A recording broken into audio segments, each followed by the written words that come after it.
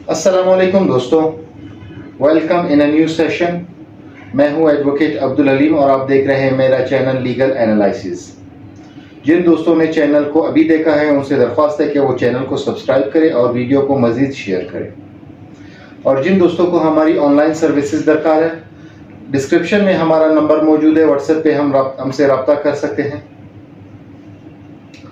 आज के जो टॉपिक हमने सिलेक्ट किया है वो है, अगर नादरा आपका जानशीनी सर्टिफिकेट या सक्सेशन एप्लीकेशन खारिज कर दे तो आपके पास कौन सा वो लीगल रास्ता है, कौन सी वो लीगल रेमेडी है कि आप उसके खिलाफ जा सकते हैं।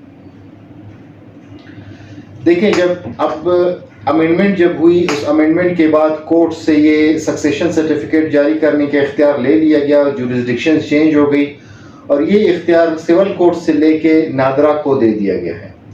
अब जब कोई शख्स सक्सेशन एप्लीकेशन फाइल करता है तो वो सिविल कोर्ट में नहीं बल्कि नादरा में फाइल करेगा।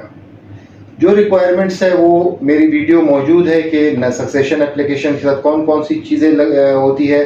बहरहाल इस वीडियो में मैं उनकी थोड़ी सी तफसील बता देता हूँ। जो दरख्वास्त फाइल करेगा उसकी शिनाख्ती कार्ड की कॉपी, बहन भाइयों की शिनाख्ती कार्ड की कॉपियाँ लगेंगी। जिस भाई और बहन का कोई रिकॉर्ड नहीं होगा तो वो एफआरसी उसके साथ लगेगी, और जिस भाई का कोई शिनाख्ती कार्ड वगैरह नहीं होगा वो तस्वीर लगाएगा एक पासपोर्ट साइज, उसके ऊपर बाकायदा एक एप्लीकेशन ड्राफ्ट होगी, बैंक स्टेटमेंट होगा जिस बैंक में पैसा होगा। अगर कोई शख्स फौत हो गया है तो उसका पेंशन जिस बैंक में आता है वो स्टेटमेंट होगा और पेंशन बुक होगी उसके साथ।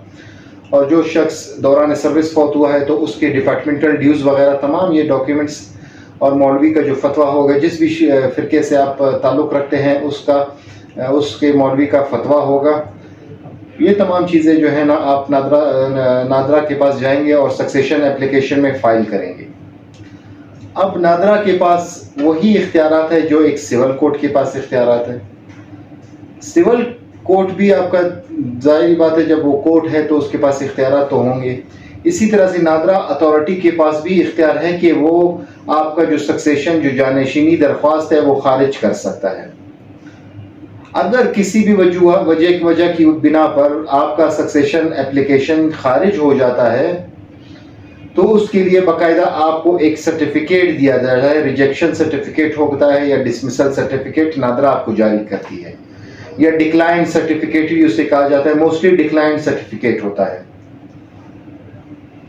वो डिक्लाइन सर्टिफिकेट और जो तमाम एप्लीकेशन के साथ जो आपने तमाम चीज़ें नादरा के सामने पेश की थी, वो तमाम चीज़ों को उठा के आप एक अपील की शक्ल में आप दोबारा सिविल कोर्ट आएंगे।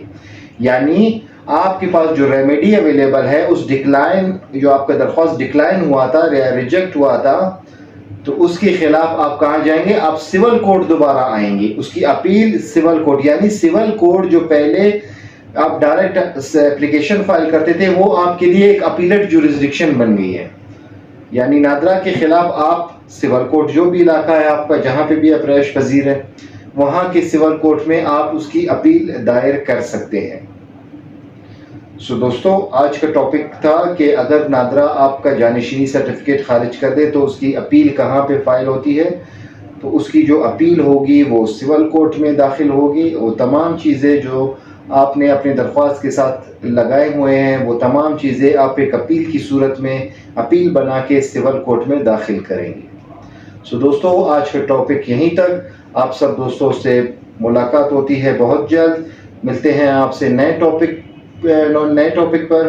तो आज के लिए इतना ही। Thank you very much.